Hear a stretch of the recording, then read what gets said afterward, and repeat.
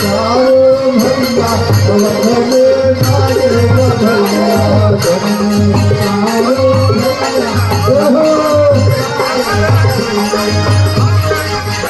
भगवान सखी जगा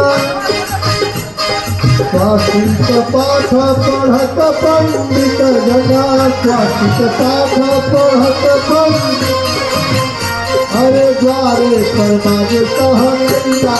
अवधे बाजे बधैया द्वारे पर बाजे कहैया हरे लगना में सखी जगन्नाथ गावत लगना में सखी जगन्नाथ दाता ताता भैया अवधे बाजे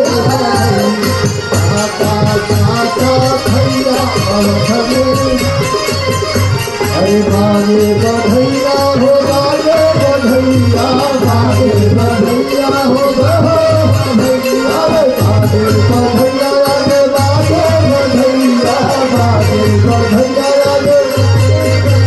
अरे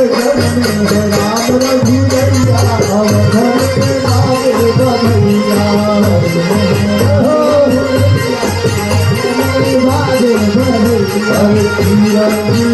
रहे दशरथ के नारा